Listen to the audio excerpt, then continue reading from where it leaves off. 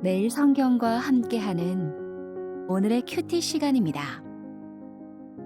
5월 18일 오늘의 말씀은 에스더 6장 1절에서 13절입니다.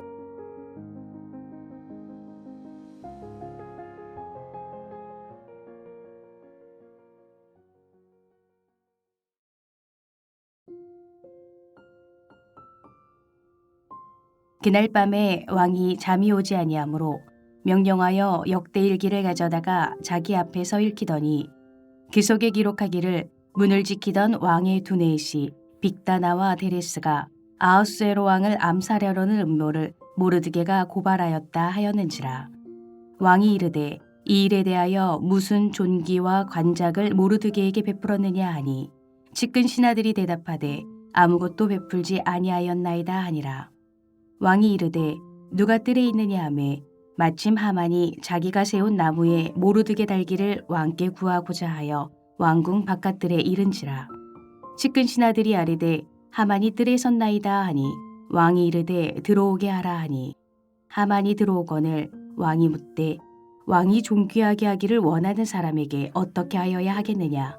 하만이 심중에 이르되 왕이 존귀하게 하기를 원하시는 자는 나 외에 누구리요 하고 왕께 아뢰되 왕께서 사람을 존귀하게 하시려면 왕께서 입으시는 왕복과 왕께서 타시는 말과 머리에 쓰시는 왕관을 가져다가 그 왕복과 말을 왕의 신하 중 가장 존귀한 자의 손에 맡겨서 왕이 존귀하게 하시기를 원하시는 사람에게 옷을 입히고 말을 태워서 성중 거리로 다니며 그 앞에서 반포하여 이르기를 왕이 존귀하게 하기를 원하시는 사람에게는 이같이 할 것이라 하게 하소서 하니라. 이에 왕이 하만에게 이르되 너는 내 말대로 속히 왕복과 말을 가져다가 대궐문에 앉은 유다 사람 모르드게에게 행하되 물은 내가 말한 것에서 조금도 빠짐이 없이 하라. 하만이 왕복과 말을 가져다가 모르드게에게 옷을 입히고 말을 태워 성중 거리로 다니며 그 앞에서 반포하되 왕이 존귀하게 하시기를 원하시는 사람에게는 이같이 할 것이니라 하니라. 모르드게는 다시 대궐문으로 돌아오고 하만은 번뇌하여 머리를 싸고 급히 집으로 돌아가서 자기가 당한 모든 일을 그의 아내 세레스와 모든 친구에게 말하매 그중 지혜로운 자와 그의 아내 세레스가 이르되 모르드게가 과연 유다 사람의 후손이면 당신이 그 앞에서 굴욕을 당하기 시작하였으니 능히 그를 이기지 못하고 분명히 그 앞에 엎드러지리이다. 5월 18일 주일 에스더 6장 1절에서 13절 말씀입니다. 오늘도 묵상의 자리로 오신 독자님들을 주님의 이름으로 환영합니다. 오늘 우리가 함께 펼치는 이 본문은 에스더서 중에서도 가장 극적인 부분에 해당하는 본문입니다. 이 이야기 속에서는 하나님의 이름이 단 한 번도 등장하지 않지만 그분의 손길은 모든 구석구석에 숨어 흐르고 있습니다. 사람들을 이를 우연이라 부릅니다. 그러나 믿음의 눈으로 보면 그 모든 우연은 하나님의 필연입니다. 그 숨겨진 손길을 오늘 우리 함께 따라가 보려 합니다. 먼저 어제 묵상했던 말씀을 잠깐 돌아봅시다. 지금 모르드게는 큰 위기에 처해 있습니다.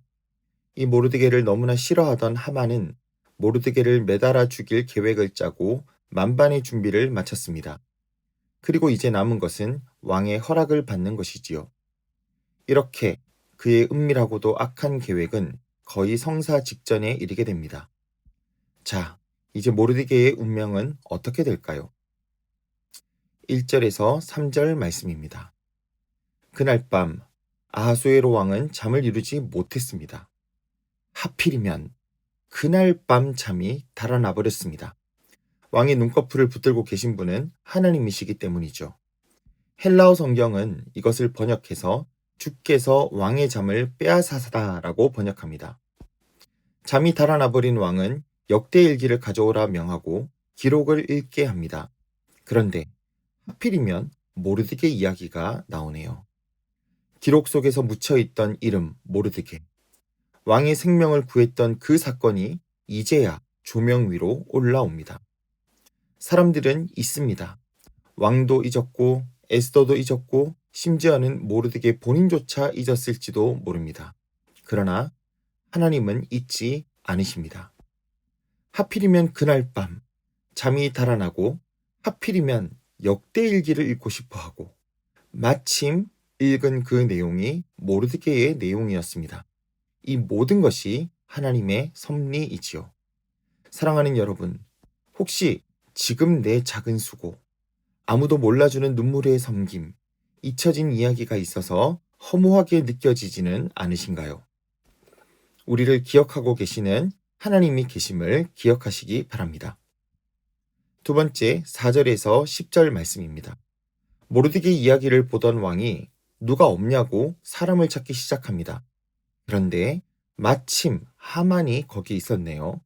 아마도 모르드게를 장대에 매달기 위해 왕의 허락을 받으려 했던 것 같습니다. 그런데 왕이 먼저 묻습니다.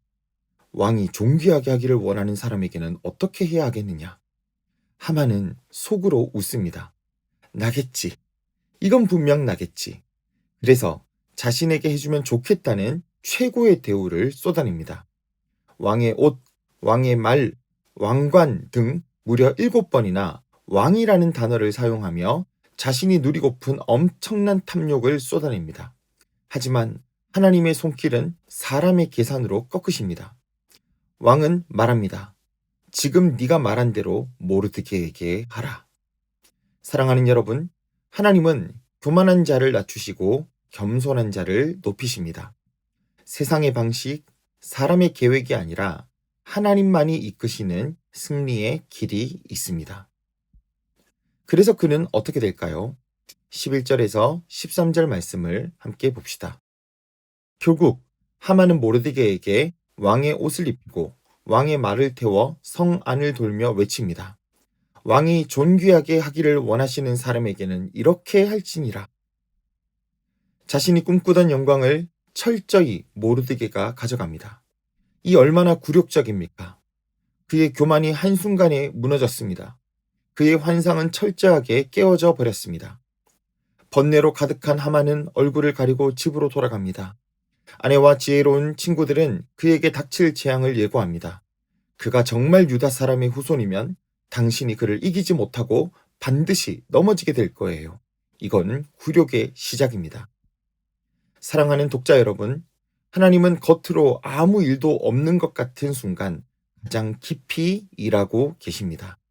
사람의 교만을 깨뜨리시고 하나님의 때를 열어 가십니다. 그리고 그의 백성을 가만히 내버려 두지 않으십니다. 오늘 우리들의 삶에도 인생이 뒤집힐 것 같은 처절한 밤이 찾아올지도 모릅니다. 그러나 두려워하지 마십시오.